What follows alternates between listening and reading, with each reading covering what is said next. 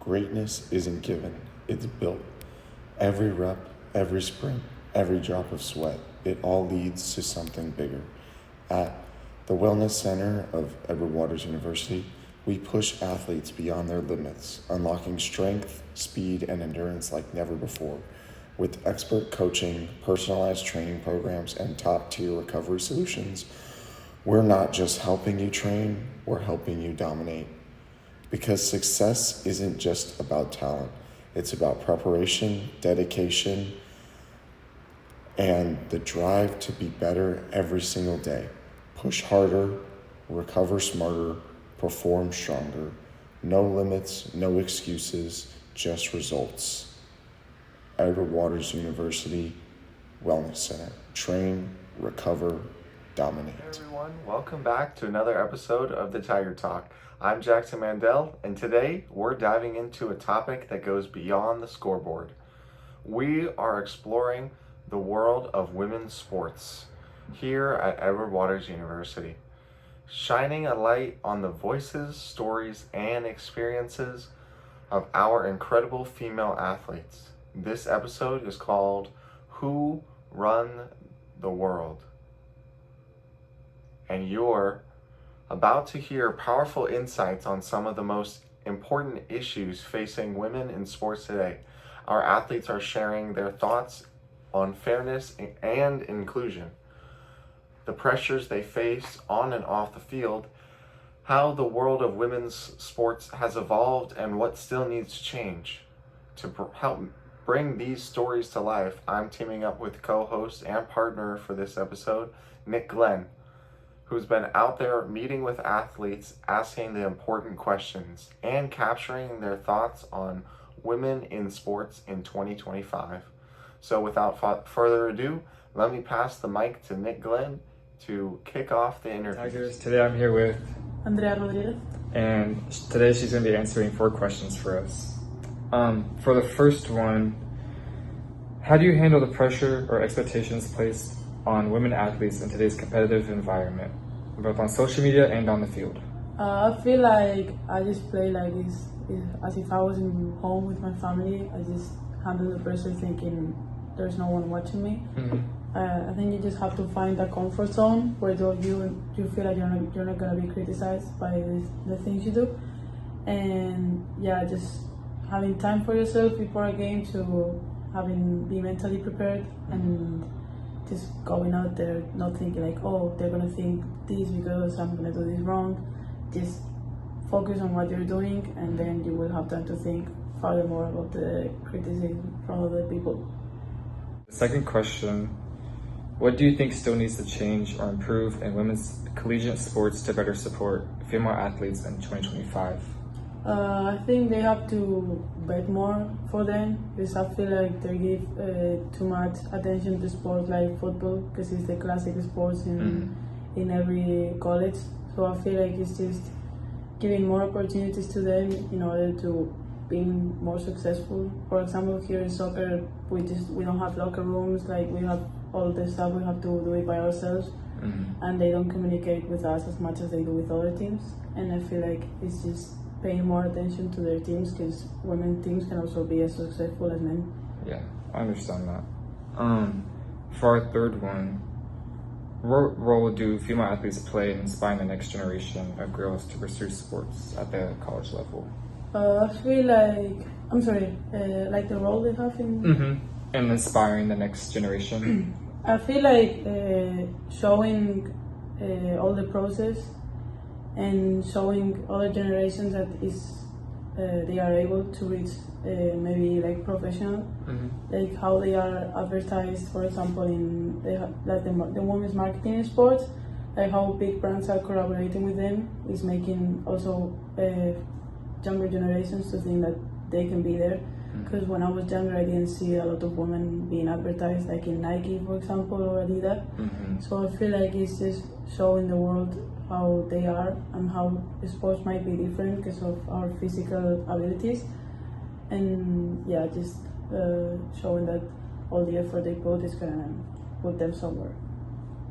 For our final question, how do you feel about transgender women being allowed to participate in women's sports?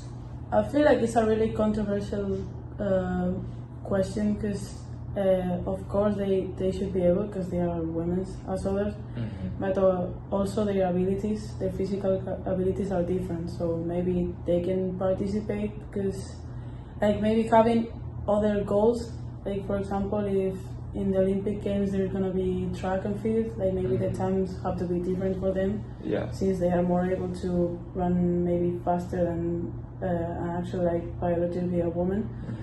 And also there is a lot of like nowadays there's more and more transgender women, so maybe there can be a section for transgender women, and I feel like there should be also every time there should be equality between them, not making them more able to do it because also other people is trying to make it there and maybe they don't have it as easy as them to reach the goals. Thank you for answering these You're questions. welcome. Today we're here with Malena Catalá. Today we're going to be asking her 4 questions revolving around female sports. For the first one, how do you feel about transgender women being allowed to participate in women's sports? Well, I feel like everybody should get a chance at playing and participating in their sport. Don't matter who it is. But I feel like, at least in women's sports, it's not fair for like the girls that have been preparing their whole lives to get a spot or on a big school or D1 school. And I feel, but at the same time, I feel like they should have a place where they can do sports. So I feel like since this is such, it's getting more common every year, I feel like they should have like a new category where they can play and express themselves without feeling judged or anything, but at the same time being fair for everybody. That's nice. For the second one, what do you think has changed the most for women in sports over the last few years, and how has that affected you as a student athlete? Well, I think that what's changed the most is the environment and the priority that female athletes has been put on. Like, I think we've gained a little bit more respect on the industry. I could put Caitlin Clark as an example for sure, because it's not just a person that little girls want to become. Like, it's been somebody that a lot of people look up to, doesn't matter what gender, race, nothing. Like, she's just a good reference for people and what they want to become. So I feel like people like her has given us more respect in the environment, I would say. So for the third question, what do you think still needs to change or improve in women's collegiate sports to better support female athletes in 2025? Well, I feel like it just has to be advertised different. I feel like women's sport as an entertaining, enjoyable, like they're just different. Like we're just used to sports that are more like physical, and the same sport in a women format is not treated the same way because it's more technical. It's not that physical. So I just feel like it's about just engaging in the activities. Like as a student, you can go to every game of every sport because there's obviously time. Most of the times they're like different. So like just try to go and support other teams. I feel like that helps a lot. So, yeah. For our final question, can you share a moment in your volleyball career that made you feel empowered as a woman in sports? Well, I can say that this year I felt empowered in the sense that I had a female coach.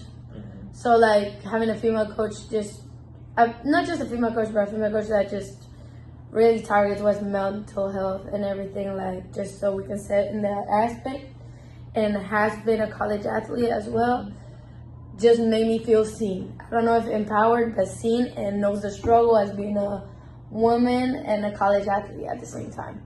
So, but empowered, I think another moment would be like when I won the championship in the school that paid more attention to basketball than volleyball. And then it was like proving people wrong, I would say. That makes you feel empowered, doesn't matter what. Yeah, that's nice. Well, thank you for sharing that today. No problem. Thank you. For those wonderful interviews. Now, I'd like to take your attention and show you this commercial we have for you. At Edward Waters University, we take care of our athletes, mind, body, and spirit. Introducing The Nest, nurturing, empowering, and supporting tigers.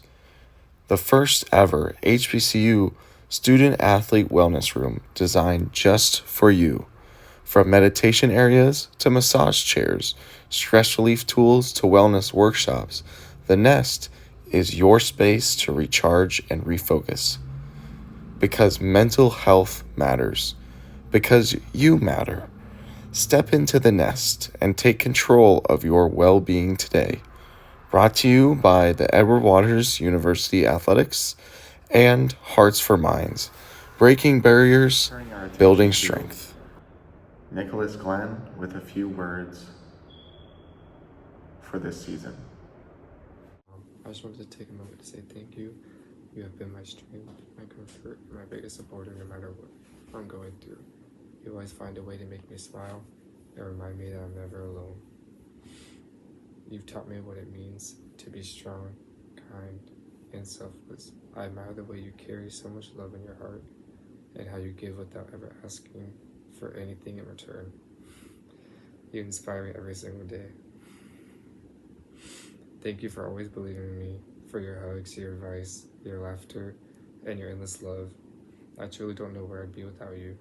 I look up to you more than anyone else in this world. As we close out this final episode, I want to take a moment to dedicate Who Run the World to the trailblazing women who have paved the way in sports, breaking barriers and shattering expectations, to the coaches, mentors, and supporters who have always stood behind our female athletes, and most importantly, to the next generation of young girls who will watch this and know that there's a place for them in sports, to dream, to compete, and to lead.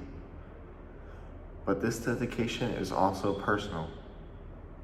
To my mom, for always believing in me, pushing me to be my best, and reminding me that there's no dream too big. Mom, I love you. To my brother, my constant teammate in life, your support and encouragement kept me going, and I'm proud to have you by my side. And lastly, and certainly not least, to my partner, to my rock, to my girlfriend, Alexandra. Thank you for being my rock, especially during the times I thought I wasn't going to make it. Your unwavering belief in me is everything. Thank you for a wonderful year. See you guys later.